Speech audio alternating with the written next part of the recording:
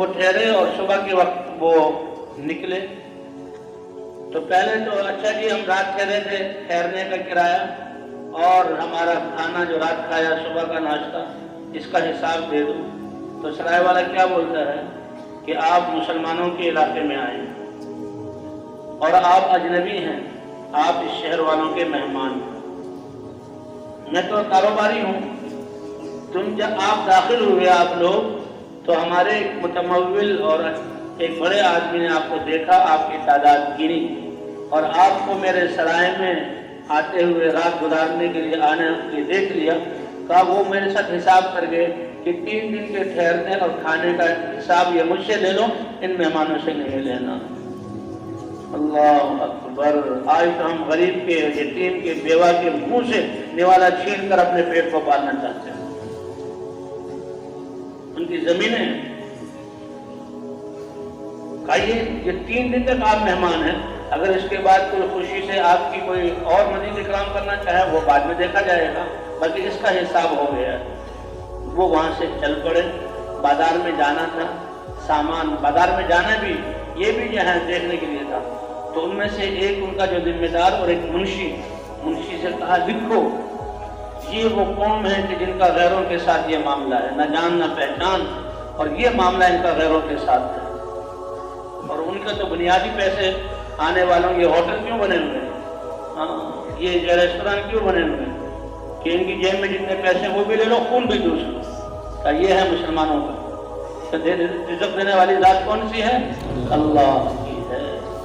کا مہمان کے بارے میں اتنا جبرائیل علیہ السلام نے حضور صلی اللہ علیہ وسلم فرماتے ہیں مجھے نصیحت کی کہ میں ڈر گیا کہ مرنے کے بعد بھی مال میں میراث وارث بھی بنا دیں گے، پڑوسی کے بارے میں اور مہمان کے بارے میں کہ اس کا اکرام بھی لازم ہے، اس کا حق ہے،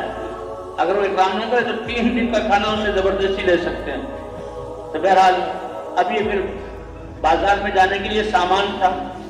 تو ایک مزدور تلاش کیا، ایک نوجوان، وہ مزدوری کے لیے بیٹھا، بھائی مزدوری کے لیے بیٹھا، ہمارا یہ سامان اٹھا لو گے جی، بازار تک پہنچا دو گے؟ بالکل، مزدوری کے لیے بیٹھا، سامان اس کے سر پر رکھا اور یہ تاجروں کا کافرہ اس کے پیچھے چلا۔ بازار شاید فاصلے پر ہوگا تو راستے میں مسجد کے پاس سے گزرتے ہوئے اللہ کے گھر سے اللہ اکبر کی آواز گونجی، تو مزدور وہیں کھڑا ہو گیا، سامان نیچے رکھ دیا اور ان کی طرف سے متوجہ ہو کر اب اس میری مزدوری اور میرے اس مال سے بڑے اللہ کا امر آ گیا ہے، اب میں ایک قدم آگے نہیں جاؤں گا، پہلے نماز ادا کروں گا اور نماز ادا کر کے پھر آپ کے پاس آؤں گا، اگر آپ کو انتظار منظور ہے تو انتظار کر لیں، ورنہ کیونکہ میں نے کام پورا نہیں کیا آپ چلے جائیں۔ تو وہ تو بھاگ تھے اور معلوم کرنے کے لیے آئے تھے، نہیں ہم ٹھہریں گے۔ اب یہ بھی نہیں کہ افراتفری دوڑ کر گیا، وضو کیا اور نفل فرض ادا کیے بھاگ کر آیا،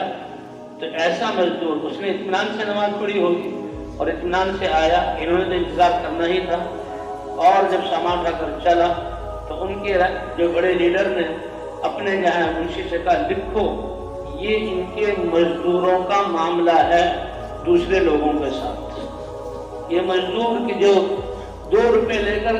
کیا اس زمانے میں 2 ٹکے لے کر گھر والوں کے کھانا، تو وہ اللہ کے امر کے سامنے بالکل آج سب کچھ چھوڑ دیتا ہے۔ تو دوسرا یہ عمل۔ تیسرا جب بازار میں پہنچے تو بازار میں کچھ اپنا سودا کیا اور کچھ خریدنے کے لیے دکانداروں سے پوچھا، ایک دکاندار بھائی فلاں سودا ہے، کتنی قیمت ہے؟ اتنا دے دو، فلاں سودا ہے، سب ہے، اتنی قیمت ہے، اتنا دے دو۔ دکاندار کہتا ہے آپ لوگ اجنبی معلوم ہوتے ہو، آپ باہر سے آئے ہو، سودا یہی ہے میرے پاس، قیمت بھی یہی ہے، لیکن برائے مہربانی وہ سامنے جو میرا پڑوسی دکاندار ہے نا، آپ اس سے سودا لے لیں۔ ارے یہاں تو لوگ جہاں گاہکوں پہ کپڑے پھاڑ دیے جاتے ہیں، کھینچا جاتا ہے، اپنے سودے کے فضائل بیان کیے جاتے ہیں، یہ کیا؟ اب بھائی ہم تو تمہارے گاہک ہیں، تم سے سودا لے رہے ہیں، تمہیں پیسے دے رہے ہیں۔ جب تھوڑی بات ہوئی وہ کہنے لگے آپ نہیں جانتے کہ صرف تاجروں کا بازار نہیں، یہ مسلمان تاجروں کا بازار ہے، اور ہمارا اس تجارت کے لیے بیٹھنا یہ تو آپس کی ہمدردی اور خیر خواہی میں ہے، اور ہم ایک دوسرے کو دیکھتے ہیں۔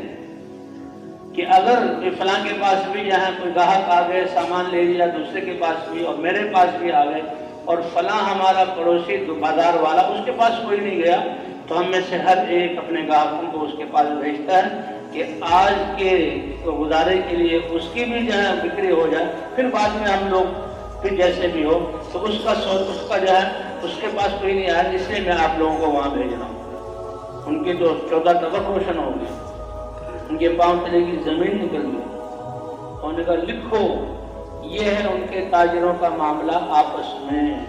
اگر یہ اس صفات والے ہیں تو بتاؤ دنیا میں کون ان پر غالب آ سکتا ہے۔ اور بھئی یہ ہماری چیزیں تھی، اللہ کے رسول، حدیثیں، قرآن، یہ سارے کوئی ایسا حکم نہیں جس میں اللہ کا امر، نبی کا سنت، ہمدردی، خیرخواہی آپس میں ایثار کی بنیاد پر نہ ہو۔